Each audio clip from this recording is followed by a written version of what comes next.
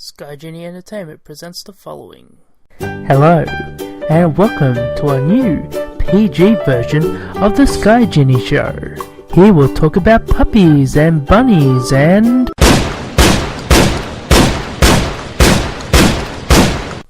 Don't worry everybody, PG Genie is dead. Hit the music!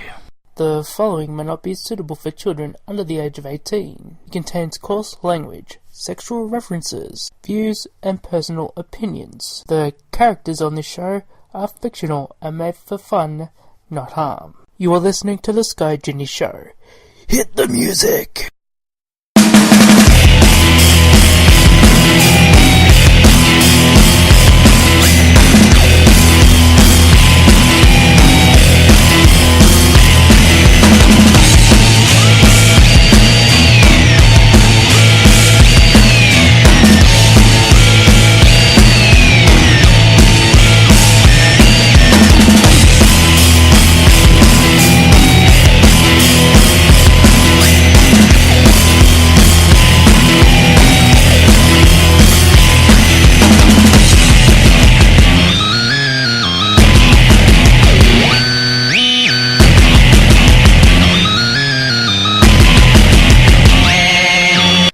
Hello and welcome to the Sky Genie Show. We are the worst show ever. We're on episode 54 of the Sky Genie Show. Let's start off with what happened with the live show. Make no bones about it, I bombed live. It happens. So I've decided for the foreseeable future, until I get a proper co-host, the Sky Genie Show will remain recorded. Except if I decide to do a big show with Yuck Nasty and everyone else. But until then, it's recorded. I would like to say not only is this on YouTube, but this is also on Mixlr and Vimeo. So we are spreading and growing everywhere. We'll start with my thoughts on SummerSlam. Now, I will not run down the card. I couldn't be bothered. We had good matches, we had bad matches. Clearly the best match of the night was the main event, the Fatal 4-Way. And I think was Braun Strowman's best showing in his whole career. And now he's getting to feud with Brock Lesnar at the next pay-per-view, which I think will be very interesting. Braun Strowman may not get Wrestler of the Year for 2017, but he will get the Most Improved. There was some notable things, like at the beginning of the show, they had The Miz and his entourage, or whatever it's called, versus Jason Jordan and the Hardy Boys.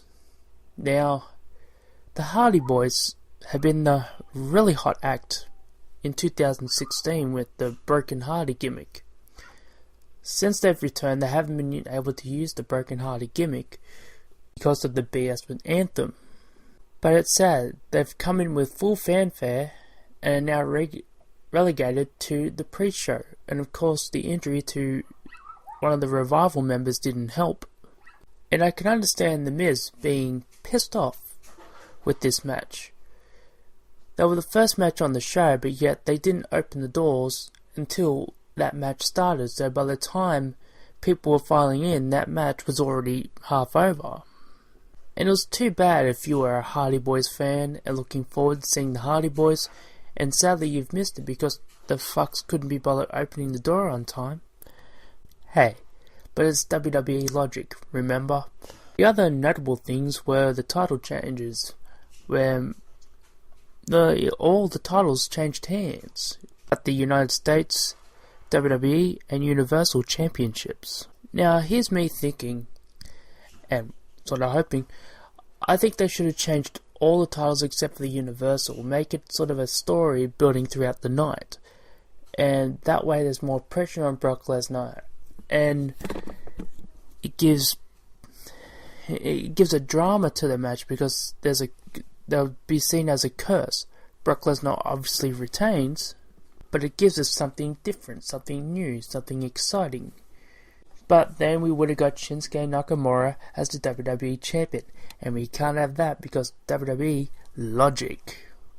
But I will mention the night before was NXT TakeOver Brooklyn, and this is another 3 for 0, because I started at the beginning of the year that the takeovers always outdo the pay-per-view and I put a competition out, and so far it's 3-0.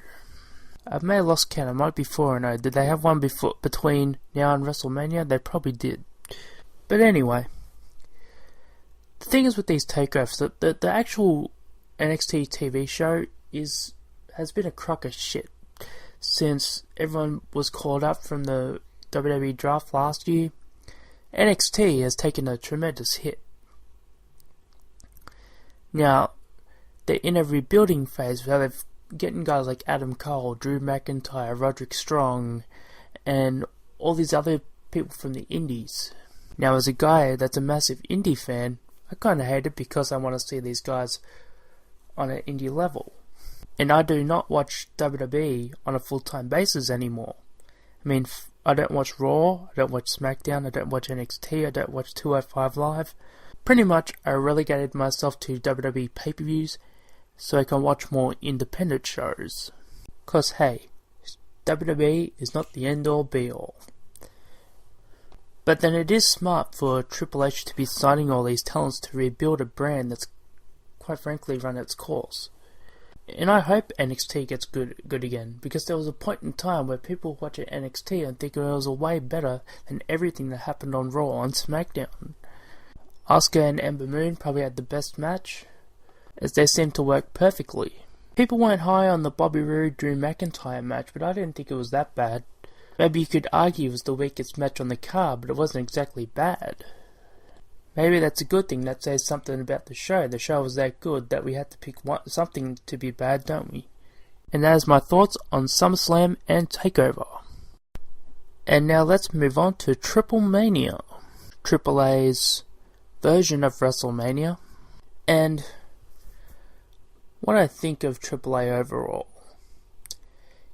It's WWE 1995 with absolutely no psychology whatsoever.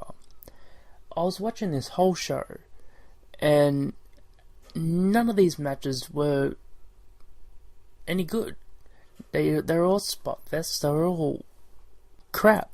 Nobody sold anything.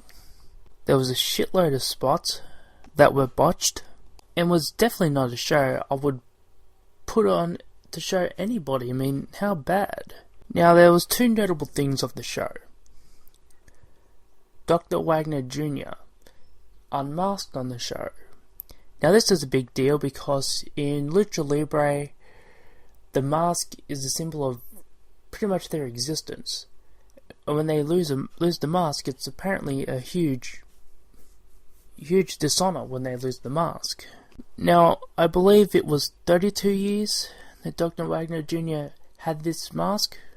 The thing with this is, a lot of masked wrestlers, when they unmask, retire from wrestling after this. So I don't know how long Dr. Wagner is planning to wrestle, but I guess he's soon to hanging up the mask.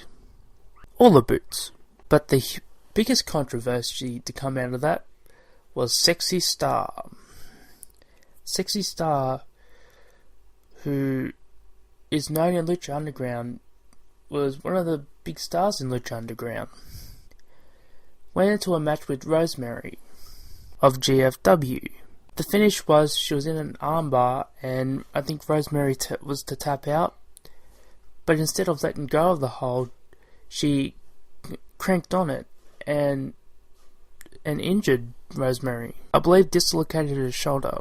And the story goes she was made to apologize, but then she went around saying it was a work. Rosemary went on social media to say that it was not a work. And places like WrestleCade and other places are not booking her or cancelling her from bookings. And what I got to say to that is, good.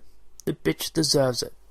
When you step into a professional wrestling ring, you're putting your life in their hands.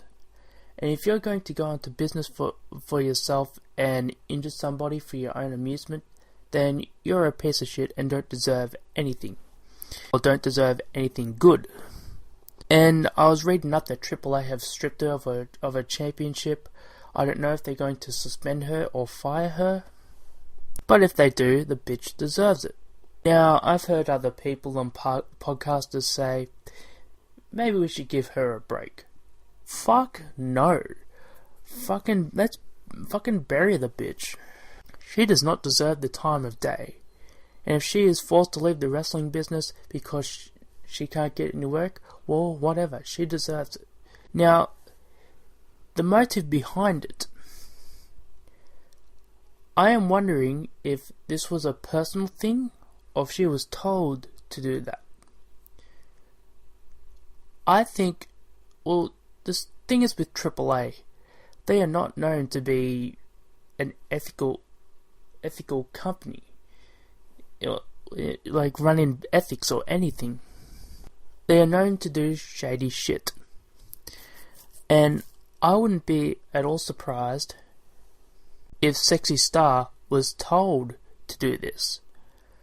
Now, there's apparently a relationship between GFW and AAA, and who knows, maybe negotiations went bad, maybe something went wrong that they didn't like, maybe they lost a few key stars to GFW. But it wouldn't surprise me if there's something screwy behind it. Not going to say for sure that's what it is, but it has me thinking. Anyway, moving on. And speaking of GFW, Jim Cornette made his GFW return as a representative of corporate. Jim Cornette once worked in TNA, but was fired due to creative differences with Vince Russo, and had Dixie Carter lie to him about the firing. A lot of shifty bullshit. He came back and announced that he is stripping Alberto Del Rio of the GFW World Championship. And we can go on with this. Alberto Del Rio was suspended from the company, and as I said before, he was stripped of the title. And my feeling is that he is done with GFW. GFW is sick and tired of him being on TMZ, giving him a bad name, going out and shooting on WWE when there's no need to. And I can understand the move to get Del Rio out. Del Rio is a cancer to any wrestling company, especially when he's on cocaine. That incident in Orlando didn't do any favours. Whether he was in the right or wrong doesn't matter. The fact is, he and Paige are giving GFW and WWE, for that matter, a bad name. Now, I'll admit, as I said, I'm a fan of Paige. I'd love her to come back as a money heel, because I think she would be a money heel. Even though WWE will bring her back to job her out like nothing. Alberto Del Rio, on the other hand, the guy was a flash in the pan. Yes, he got a push. Yes, he got to a certain point, but it wasn't until he left WWE that he became a main event guy. When he came back to WWE, he was never a WWE main event guy. He was good for independent, but that's about it. Here's the thing about Alberto Del Rio. I never found his matches exciting. Personally. When he had that feud with Sheamus for the World Championship a couple years ago, I stopped watching SmackDown because it was so boring, and everyone else seemed to follow suit. But the fact that that guy can't seem to not cause controversy wherever he goes, well, he would be a good heel, but he's being positioned as a babyface. But at the same time, he's not doing the company any favours. TNA was a dead brand. GFW is a damaged brand. And the fact that GFW are trying to make their product better, with Del Rio going out and making these TMZ appearances, getting arrested and beating up people and so forth, it's not the image that they need at the moment. So they had a tournament, and I believe that in the tapings, if I'm giving spoilers away, but who cares, I don't watch GFW and I don't give a fuck, Eli Drake is the new World Heavyweight Champion. Reading the spoilers going up to Bound for Glory, what pisses me off is that they didn't put EC3 in the title mix at all. And I'm thinking GFW has no faith in EC3. Eli Drake may be a good champion, and I like Eli Drake. I like him on the mic. I've seen him work in the ring, he's okay. But so far, I know nothing about him, but EC3 I do, and I think GFW should have really built the company on his back instead of somebody else's. Anyway, moving on. The Rock has covered his Brahma Bull tattoo. His iconic tattoo that he had throughout his wrestling career. He now has a giant bull all over his arm. Hey, the guy's a grown man, he can do what he wants. But it is a little sad because that's something from my childhood, well, teenage years. I was a fan of The Rock growing up. But hey, nothing can last forever. You either get upset or move on. Don't go away, because after the break, more of the Sky Genie Show.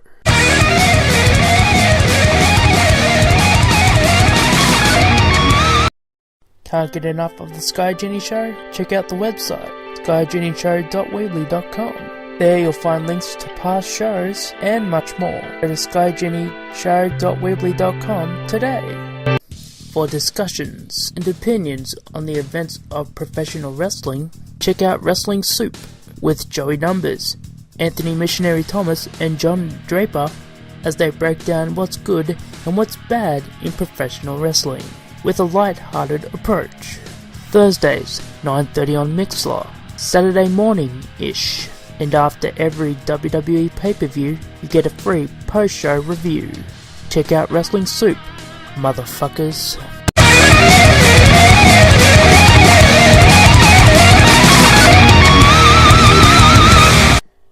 And we are back. Adam Cole and Red Dragon made their WWE debut in NXT. It's interesting because I did watch NXT this week. I know I don't normally watch it, but this week I did to see the fallout for NXT. And it's pretty cool how they're building them up.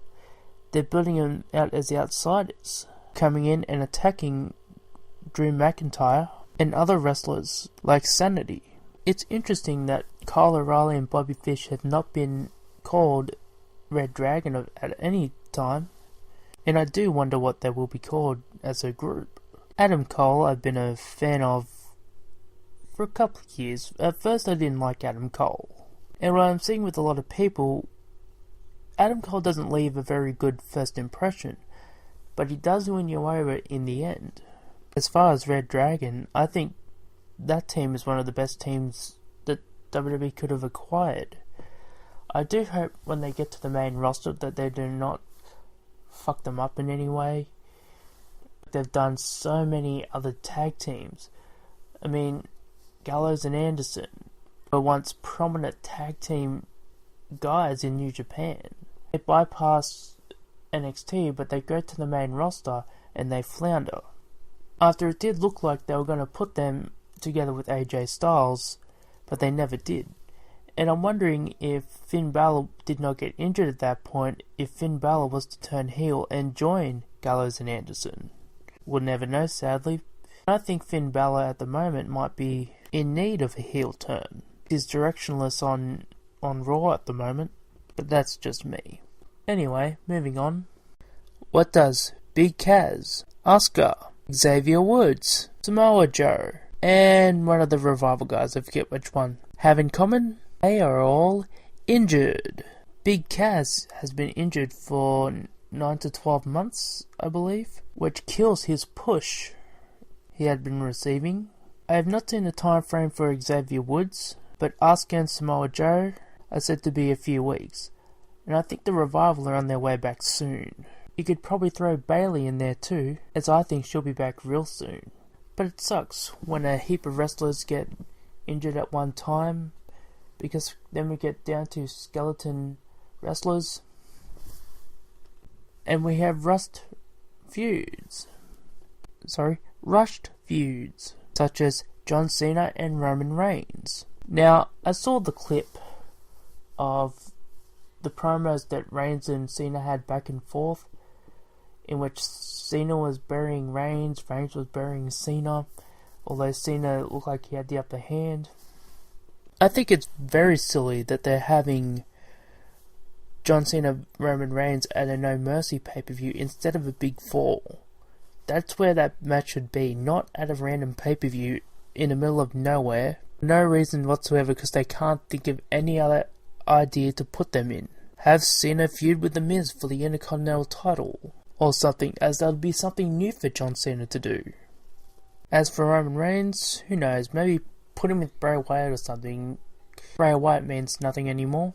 But if this match is to take place and is on a B-level pay-per-view, Cena needs to win this match. Why? Because Roman Reigns needs the chase. Instead of having him go in there and beat him right off the bat, you could do a 3-match series, but I wouldn't do it.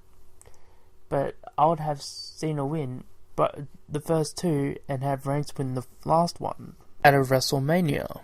That way you can make the program long and drawn out, and you can do a passing of the torch, because one thing about Roman Reigns' character is that he doesn't struggle. When he doesn't struggle, people don't care. People don't relate. And I found another interesting tidbit going on Google. Did you know Roman Reigns has only won 2 matches this year on pay-per-view? It was at Fastlane and WrestleMania. Every other pay-per-view, he's lost. That gives me the thinking that Roman Reigns might beat Cena, and then make everything meaningless. Like everything else in WWE. Speaking of meaningless, 205 Live has acquired Enzo Amore. Now, I have nothing against Enzo Amore. This amount of heat he has with the fans because he has heat backstage, when a month or so before they were cheering for Enzo, is really weird and stupid. But he's gone to 205 Live to enter the Cruiserweight division. I mean, there's nothing against it. What I have been hearing that he has been actually getting reactions on that show. And if you've seen 205 Live, not a lot of people get reactions, so maybe Enzo is what it is needed for 205 Live. So it's still new at this point. We'll see where it goes. It's so important. We're moving on. Now, I'll talk about Mayweather-McGregor.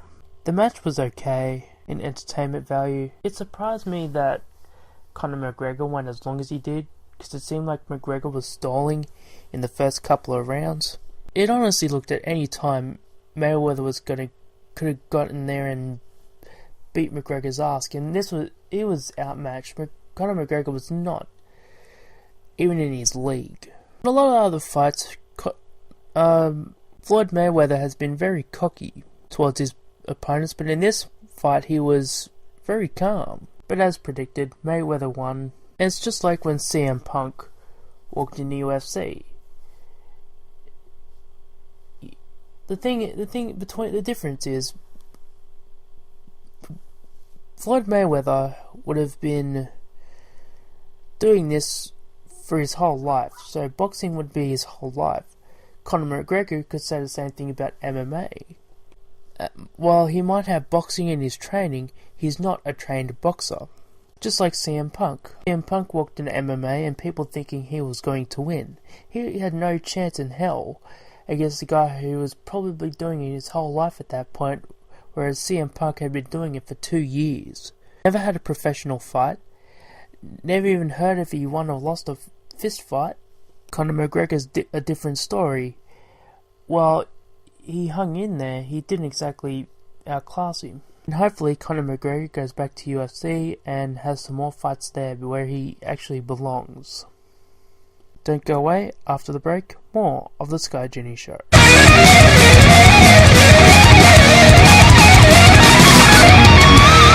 For in-depth discussion and show updates, go to the show's Facebook at the Sky Genie Show page. Do you need a good laugh after the crap you see on Monday Night Raw? Then check out the Don Tony and Kevin Castle Show as they break down Raw and current events in professional wrestling. The Don Tony Kevin Castle Show, immediately after Raw.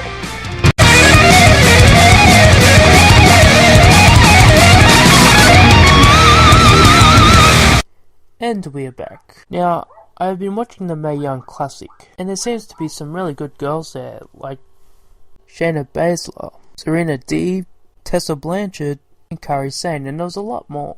I think it was a real shame that Jazzy Gabbert was eliminated early on, as I wanted to see her and Shayna Baszler go at it. That would have been a friggin' brawl. Then I seen Viper, known as Piper Niven, and I was thinking, cool, she's in the tournament. But then I see all these posts on the Solomonster page and everywhere getting on her for her weight and being a big girl. Not just her, Nia Jax as well. Now, Viper I have seen before on World of Sport, and she happens to be a very good freaking wrestler. Nia Jax needs work. But I see these people body shaming people, and you look at half the people doing it, they're no better. And I'll say this. When you body shame people, all you're doing is being a bully. You're a real piece of shit.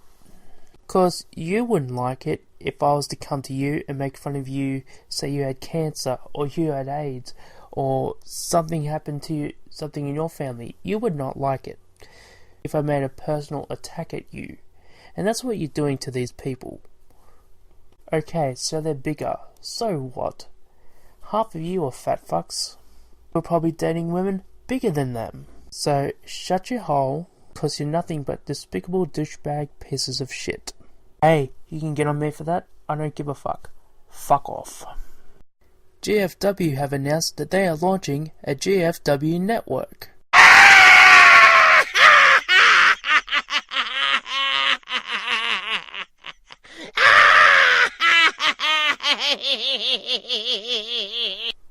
Shut up.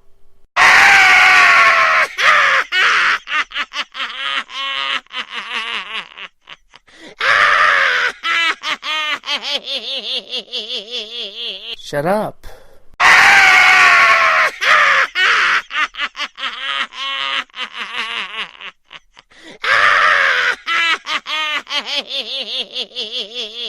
Shut the fuck up. GFW have announced that they are launching the GFW network. Like the WWE network, it will be a streaming service and will have hours and hours of GFW and I guess TNA footage. Now that is great and all, but here's what GFW should do. They should keep their relationship with Pop TV and give them first screening of the Impact shows. Then, the next day, or day or two, they put them on the GFW network for free. And what they charge for is for the pay-per-views and the old TNA stuff.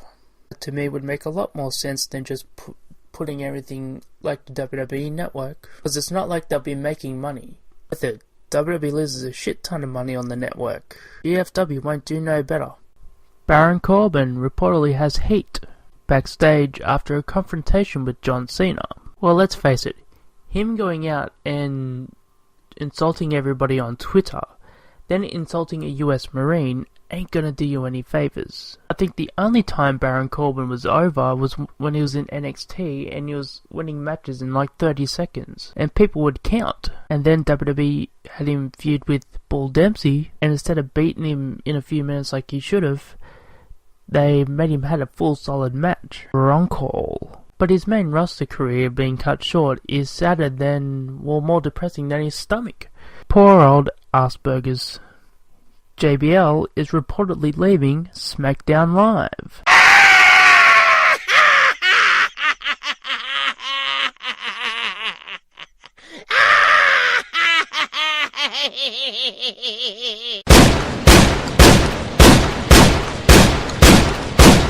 There, got him. JBL, who has been with WWE since 1996, has been on commentary full-time since 2012. Since then, he has had controversy with Mauro Ranallo, where he bullied him backstage to the point where Mauro Ranallo refused to work with him and left the company. JBL gone from SmackDown? How will we survive? Nikki Bella was reportedly told by doctors not to return to WWE after her neck injury. She gave an interview stating that she might be back in 2018. Please don't come back too soon, Nikki. Nobody wants you, nobody misses you. And as far as you believing that you started a women's revolution, sorry, you're full of shit. I believe AJ Lee would say differently, but hey, you're an attention whore. You want to take the credit, when really, you didn't do shit, and this is reality. Everybody looks at you as somebody who is wrong. What is wrong with the women's division? When they were calling it the Divas division, you were the personification of the word diva.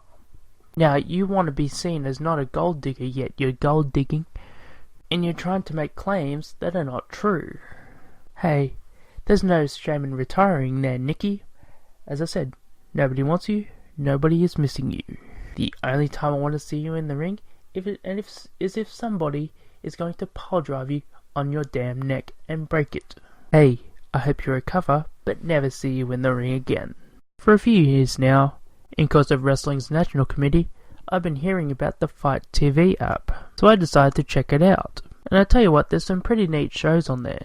New Ohio Wrestling was one of them, and I saw Smoky Mountain Wrestling, but that's the one, Rocky Mountain Wrestling, that's the one that Vince Russo took over and completely fucked.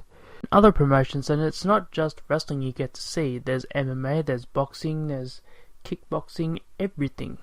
So it's a really neat little setup, and I urge you all to check it out. Don't go away, because after the break, more of the Sky Genie Show.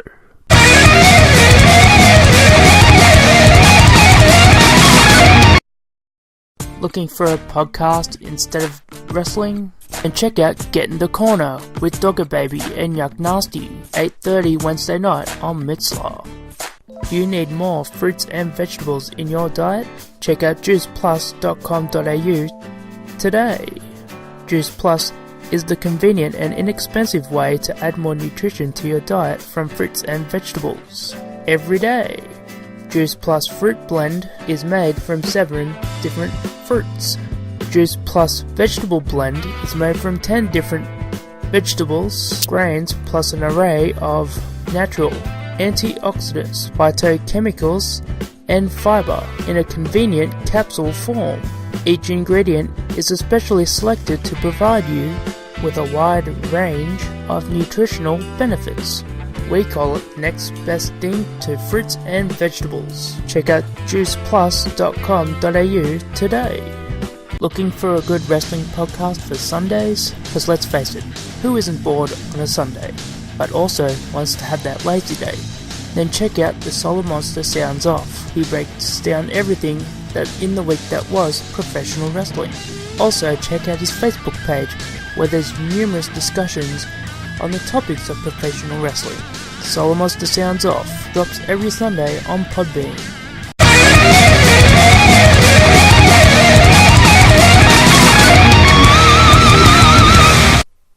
And we are back. CFO Money have apparently left WWE. Rumours are going around that the music group left WWE due to a bad attitude. Let's face it, it wouldn't be the worst thing in the world.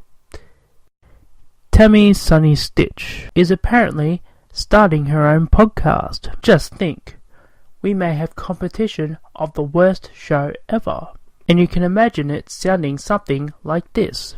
Hello, I'm Sunny. I have a podcast. My cigarette-damaged voice. Listen to me queef. So I guess we'll be hearing Whoring with Sunny soon.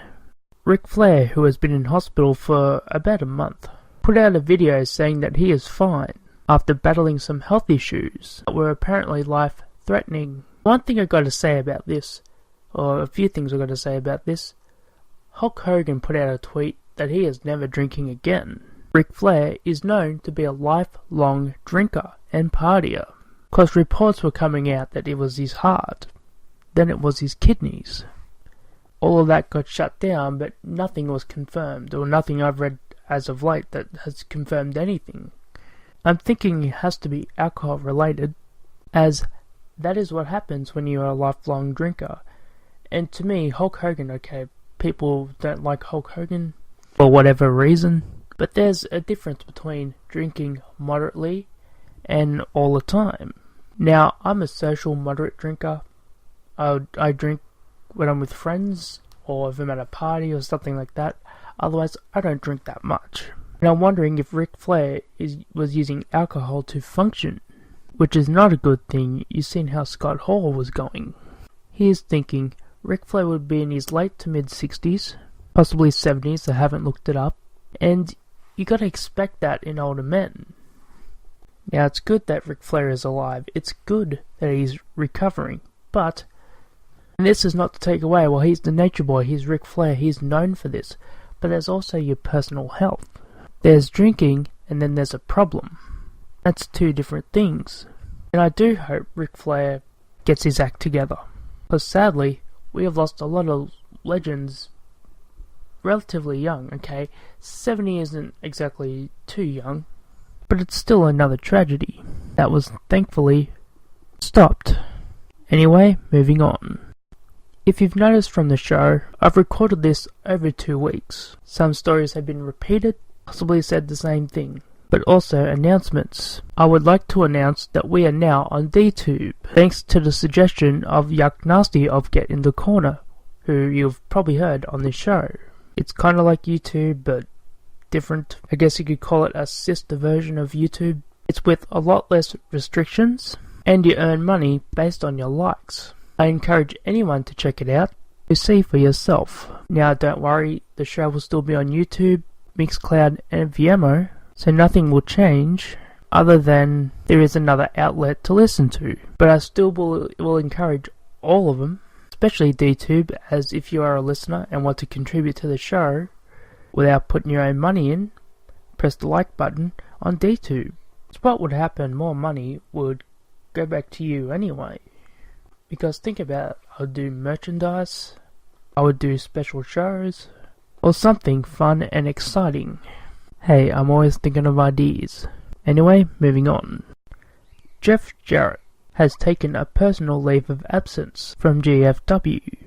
There has been controversy behind the scenes between Jeff Jarrett and Ed Nordholm.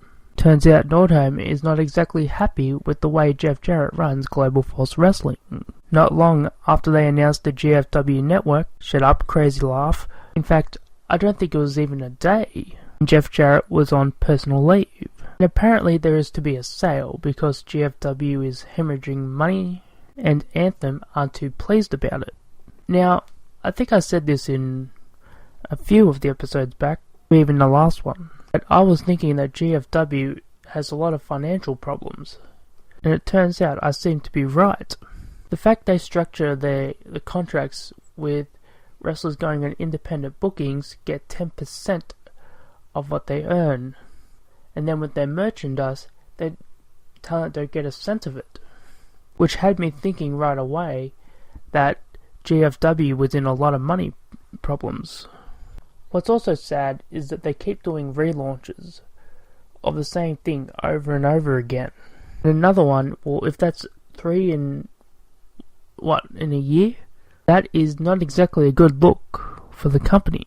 Now this will disappoint GFW fans, Johnny Florida, but it may be best that this company just goes. Even though it's called Global Force Wrestling, it's still TNA. It's still having the TNA bullshit with or without Dixie Carter. It don't matter. The company is damaged. And when you have a damaged name, it's really hard to get it back. The National Wrestling Alliance, everybody has tried and failed to get that company or to get the name back up into prominence. Now Billy Corrigan has taken it and is trying to merge it into one single entity, but even then, as much as I would love to see the NWA come back, it's a dead brand, and it's been dead since the 90s. GFW, NWA, TNA, it all sounds good on paper, but the reality is they got WWE down their necks. With WWE down their necks, they ain't gonna get anywhere, and that's a sad fact. Anyway, moving on. Don't go away. After the break, stupid shit of the week.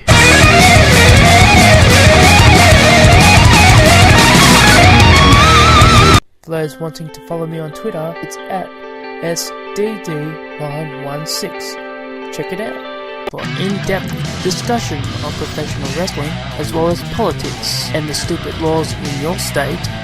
Check out Wrestling's National Committee with Johnny Florida, Old Man Jenkins and Papa Dave Sensei, live on Mixlr on Tuesdays during SmackDown, or the after party of Wrestling Soup, and on Sundays. Check them out.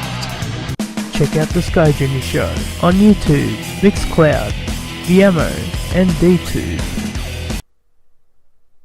Hey, have you got a suggestion for stupid shit of the week? Then please send it to Twitter at SDD916. That is at SDD916 on Twitter. And we are back, and it's time for Stupid Shit of the Week. Stupid Shit of the Week. For this week's Stupid Shit of the Week, GFW trying to turn the Sexy Star incident into an angle. The fact that GFW thought of this is really stupid. I mean, consider the fact Rosemary probably doesn't want to work with Sexy Star, and Sexy Star has been going around social media and other interview places claiming that she is the victim. All I got to say to that is fuck you, Sexy Star, and fuck GFW if you plan to actually go through with it. And that'll be it for this episode of the Sky Genie Show. Please like, share, and subscribe to my channel. Also, check us out on Mixlr, Vimeo, and DTube. Go to my website, skygenieshow.weebly.com. Over on Facebook, it's the Sky Genie Show page. On Twitter, it's at SDD916. Thank you for listening, and I'll catch you later.